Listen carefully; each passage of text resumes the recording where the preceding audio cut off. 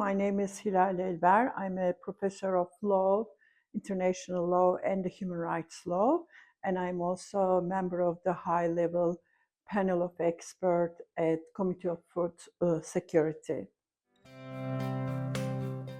Right to food, first of all, is one of the basic human rights, what we define like that, which is in order to survive, you need to eat and you need to have a housing and you need to have a health and right to work. So a bunch of human rights principles that bring the livelihood of peoples, and the states are responsible to give the system of the such rights could be used, and the individuals and the people have a right to ask from the government to deliver such a system that they can use this basic right. This is the most simplistic way of explaining right to food. And it started first in 1948, Universal Declaration of Human Rights. It's a very important human rights document. And this is a declaration that gave this kind of general principles of the economic and social and cultural rights. Right to food is one of them. And then we have covenants, two covenants. One is civil and political rights. The other one is economic and social cultural rights. And this second covenant, which 1966 opened the signature, Article 11, made the right to food as a kind of important obligations to the states, and the right to demand that right to the citizens.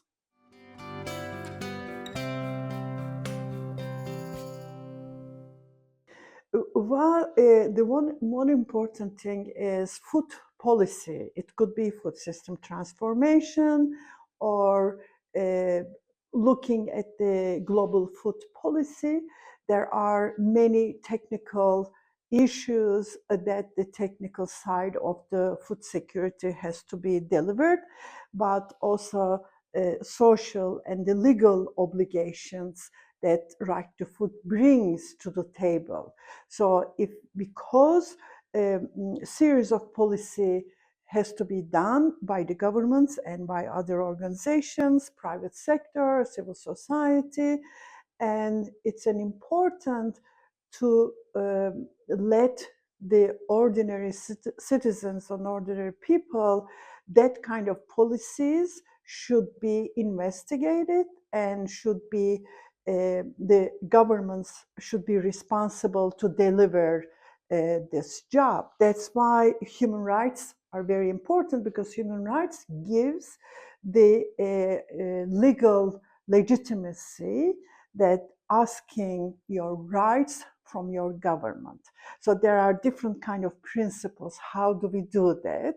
For instance, human rights friendly or human rights based principles of the food policy requires participation into the decision making. So who is making a decision for the food systems?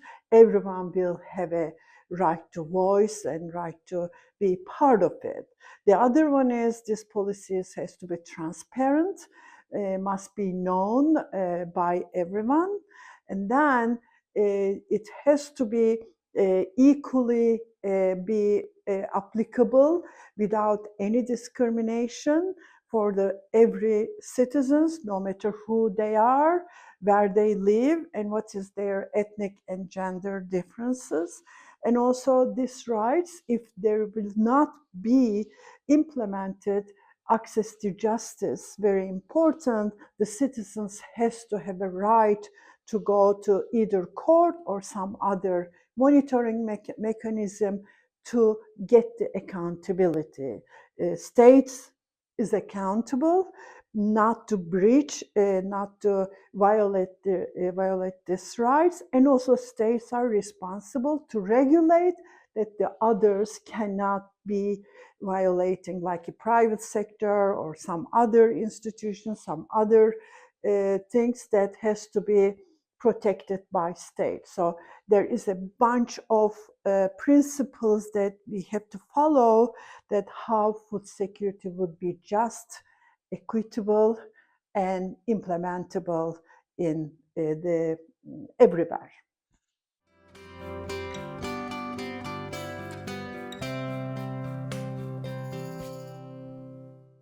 Well, it is the biggest challenge is actually many countries don't know right to food, what kind of rights uh, give to citizens, and they also have to recognize that they have the responsibility. So you have to tell the governments, they know it, but they try not to go too deeper because it gives a huge obligation to the states. That's why we talk about the progressive realization of the right to food, because some of the countries are not economically capable to bring the system that the citizens are able to produce their own food or able to buy at the market. So in order to buy at the market, you have to have a right to work. So that is a very economistic way of implementing rights. That's why many of the countries have difficulty because they don't have economic power. Another important problem, some of the countries, especially the western side of the world, they don't clearly accept economic and social and cultural rights, proper human rights. So they basically look at the negative rights, which is like a civil and political rights, freedom of speech, freedom of religion. These are, or freedom of association. The states just do nothing, just allow the citizens use these rights. But economic, social, and cultural rights, states have to do the system, give them an opportunity how to live a decent life. So that's why economic, social, and cultural rights have difficulty to be implemented on the ground. So that's the most difficult. So you have to teach the citizens, you have to teach the states that right to food is an important tool to make the food security more acceptable, more applicable, and also they have to understand these policies should have a certain kind of monitoring mechanism. All the mechanisms should come together with the right to food, not only in the constitution, but also implementation.